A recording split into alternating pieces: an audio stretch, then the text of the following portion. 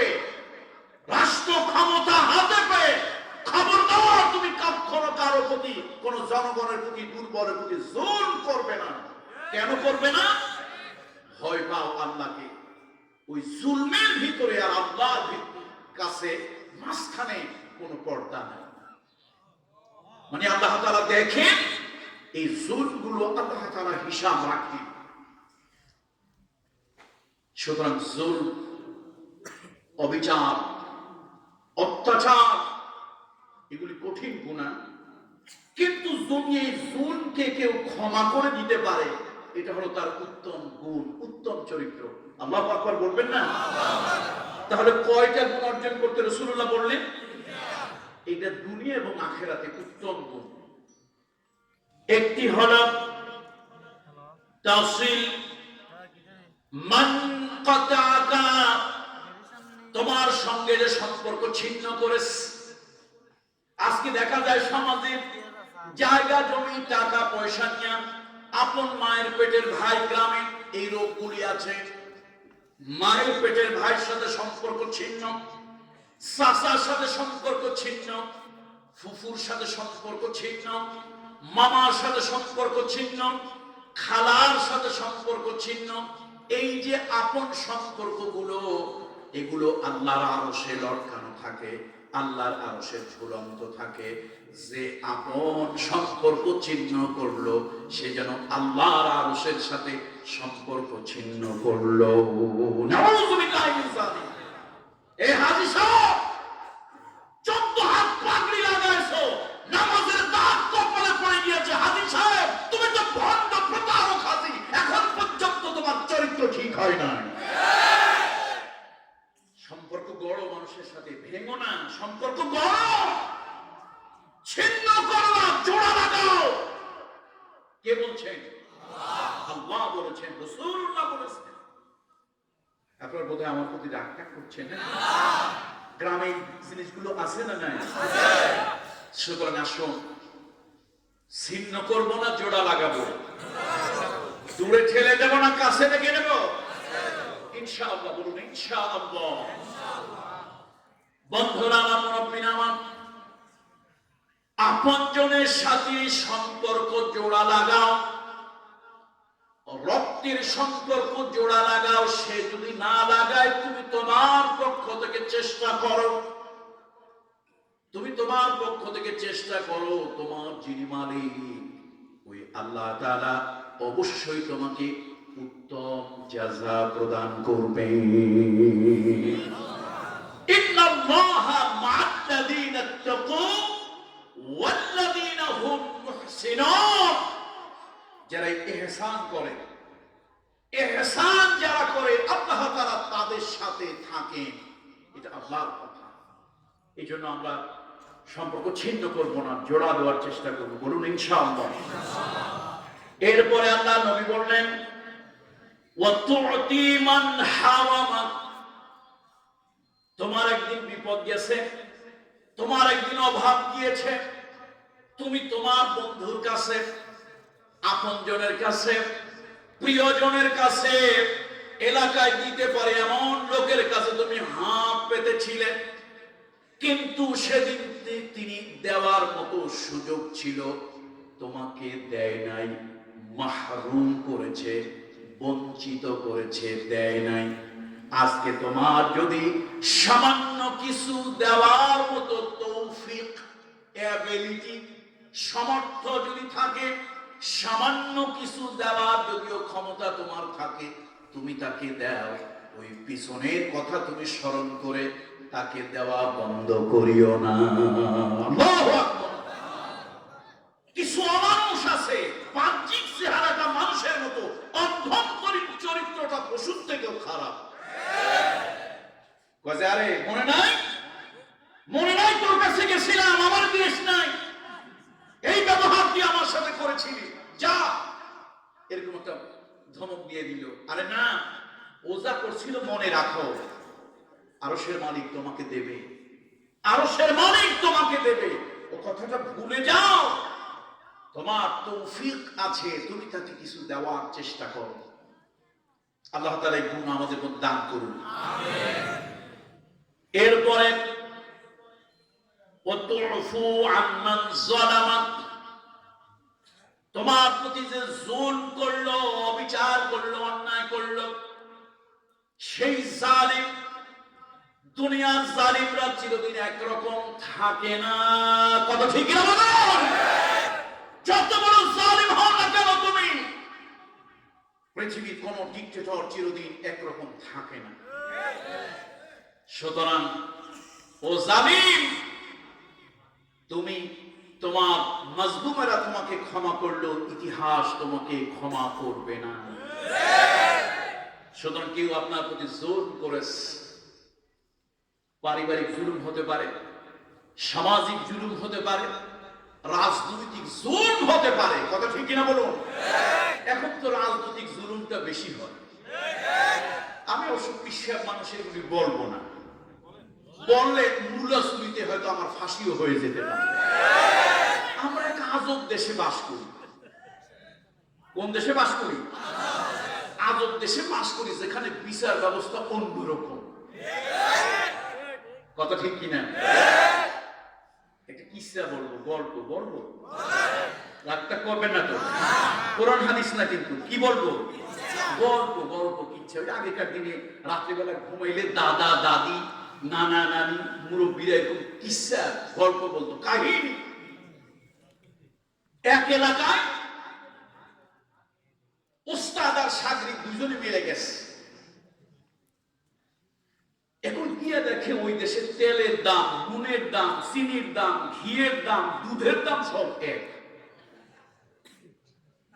সাগরিক কয় এরকম মজার দেশ দুনিয়ায় না। ওস্তাদ কয় ভাগনা, ওস্তাদ বলে সাগরিককে, ভাগনা এত ভালো, ভালো এত ভালো যে দেশে তেলের দাম, ঘিয়ের দাম, লবণের দাম, চিনির দাম সব এক, এত ভালো বাবা, ভালো।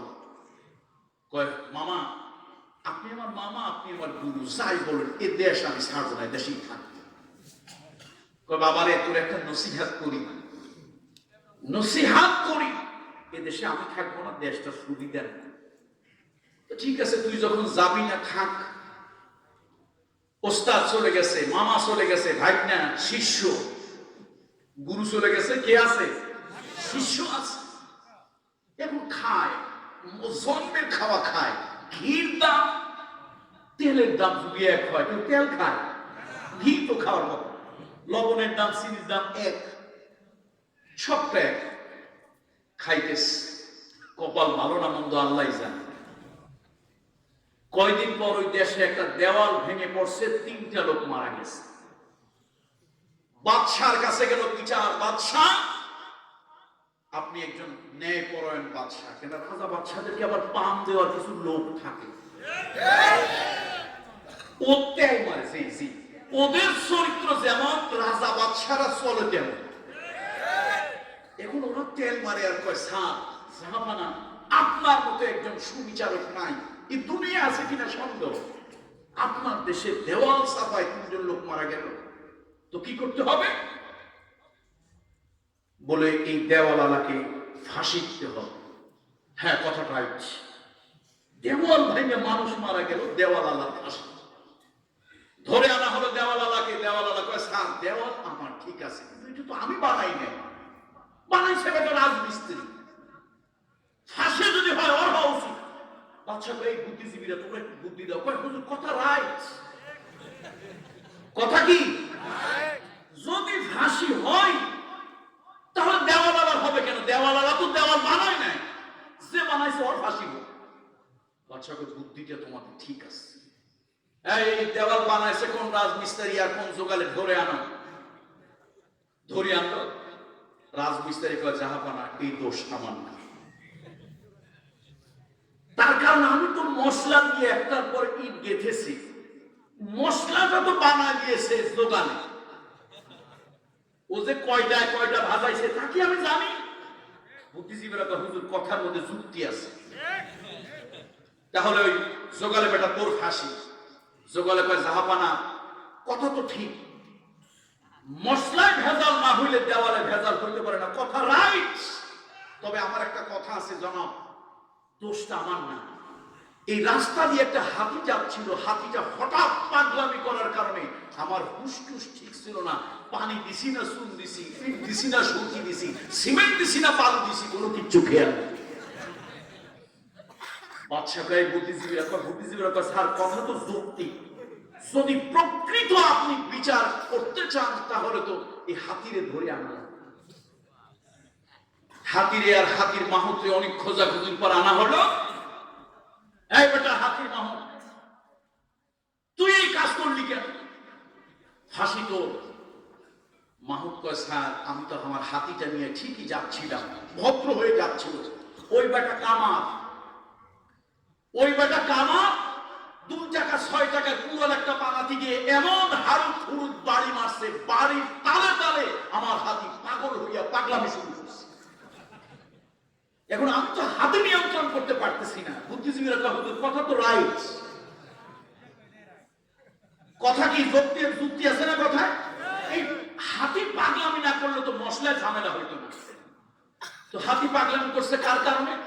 ওই বেটা কামারের কারণে। এই বেটা কামার, তোর ফাঁসি, কামার তোর ফাঁসি। শেষে কামার বেচারা নিরীহ মানুষ, সারাদিন থাকে আগুনের কাছে, ঠাকুর ঠুকুর পিটে 2টা কোদাল খন্তা বানায়, মনে মনে চিন্তা করে হারে বিধি, কি মুসিবত আমার উপরে চাপাই। এখন জেলে মধ্যে তাকে ফাঁসি দেওয়া হবে, দিনক্ষণ ঠিক হলো, কিন্তু সমস্যা হলো জেলার জ্বালাইলো জাহাপানা, কামারের গলা এত চিকন, ফাঁসি বসি ঘেরা, এটা কোনোভাবেই ধরে রাখতে পারবে না। এটা তো নতুন মুসিবত। এই বুদ্ধিজীবী কারা আছো, আমার একটু বুদ্ধি দাও, দেশ চালাইতে গেলে তো তোমাদের লাগে। বুদ্ধিজীবী কয় স্যার এটা একটা ব্যাপারই না। আর বেটা কামারের গলা চিকন তো সমস্যা কি? আপনি খোঁজেন এই দেশের সব থেকে ঘাড় মোটা যা, রশিতে আটবে যা, ফাঁসি আমরা তাকিয়ে দেব। পাচ্ছে কেন? এটা তো বুদ্ধি, কথায় যুক্তি আছে। আচ্ছা ঠিক আছে, খুঁজে বাই করো। কপাল ভালো না খারাপ আল্লাহ জানে। ওই শিষ্য মনে আছে তো, ভাগ্না ওস্তাদের গুরুর শিষ্য, বেচারা দেশে সব জিনিস সমানে পাইয়া খালি খাইছে, খাইয়ে তো মাশাআল্লাহ ফলছে, ঘাড় মোটা হয়েছে। এখন দেশের যত উজির নাজির ম্যাজিস্ট্রেট যারা আছে সবাই কয় না এই বেটার ঘাটটাই উপযুক্ত, ওরে গ্রেফতার করা হলো, আগামী পরশুদিন তোর ফাঁসি। ভাই আমার কি দোষ? আপনার দোষ পড়ে আইনের শাসন প্রতিষ্ঠার জন্য 3টা লোক মারা হয়েছে, কাউরে ফাঁসি না দিয়ে পারা যায়? এই বাদশাহ বড় আইনের বিচারক, আইন প্রয়োগকারী, ন্যায় বিচারক, তার রাস্তে 3টা লোক মারা যাবে আর একটা লোকের ফাঁসি হবে না, তা তো হইতে পারে না। সুতরাং আইনের শাসন প্রতিষ্ঠার জন্য ফাঁসি অবশ্যই কার্যকর করতে হবে। তোর আগামী পরশুদিন ফাঁসি। এখন জেলার জিজ্ঞেস করলো, ভাই তোমার ফাঁসি নির্ঘাত, কোনো মাপ নাই, এখন তোমার মরার আগে অন্তিম কোনো ইচ্ছা আছে নাকি? বেচারা চিন্তা করলো, কে মরলো, কে মরলো, কে মারলো, কিছু জানলাম না। ফাঁসি হইল কার? গলা চিকন, উঠলো কার? এটা এক আজব দেশ। কোন দেশ? এটা এক আজব দেশ। আরে করি কি? শেষে মনে পড়ছে ওস্তাদের কথা, মামুর কথা আর কি, যে ওস্তাদের একটা মাইক থাকে, তবে মাইকটা কোন রাত্রে? শেষ রাতে। বললো জাহাপানা, ফাঁসি যখন আমার হবেই, আইনের শাসন প্রতিষ্ঠা যখন আপনি করবেন, তো আমার মৃত্যুর আগে আমার একজন গুরু আছে, যে গুরুর একটু দর্শন, তাকে একটু দেখতে চাই, 2টা কথা বলতে চাই। অনেক খোঁজাখুঁজি করে গুরুকে আনা হলো। তোমার শিষ্যর ফাঁসি। গুরু চিন্তা করে, আহারে ভাগ্না, তোরে যে বলছিলাম ওস্তাদের কথা তো মানলি কিন্তু বাসি হয়ে যাওয়ার পর। শেষে কয়, মামা যা হওয়ার হয়েছে, তোমার যদি কোনো মাইক থাকে একটু দেখাও। বললো আচ্ছা ঠিক আছে, আমি দেখাবো।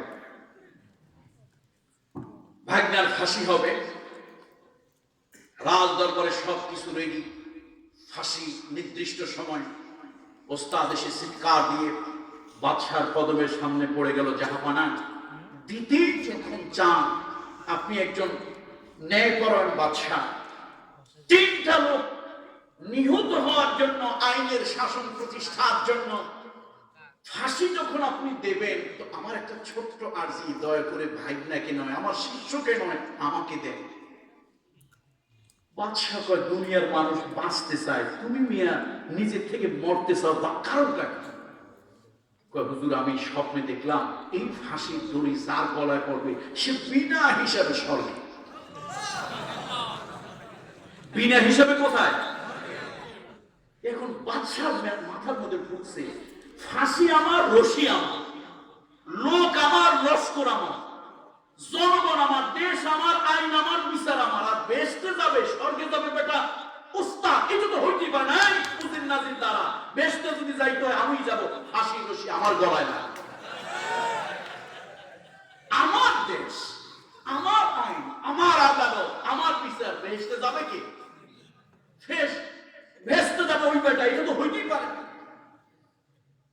ওস্তাদের মায়ের কোন রাইতে হইছে? ভাইরা, এখন অনেক কথা আমরা জানি কিন্তু বলি না। আবার ওই দেওয়াল ভাঙার কোন বিচার ঘুরিয়ে তারপরে কোন জায়গা দিয়ে আসে তা তো ঠিক নাই। এই জন্য অনেক কিছু জানলেও চুপচাপ করে থাকে। আর আমরা বিশ্বাস মানুষ, বলবো কেন সব কথা বলবো? সব কথা বলবো, মুরিদ নষ্ট হয়ে যাবে। রাইট, এরকম 2-4টা শ্রোতা না হইলে মাঠ জমে না। বন্ধুরা আমার, সুতরাং কথা বলি, শুনেন, হাসি রহস্য না, সত্যিকার অর্থে বলছি, কোরআনটা হাতে নিয়ে বলতেছি, আল্লাহর কোরআন হাতে নিয়ে বলছি। আপনারা মুসলমান, নামাজি, রোজাদার, হজ করেন, যাকাত দেন, কিন্তু কতটুকু মুসলমান যখন ইসলামের বিধান আপনার পক্ষে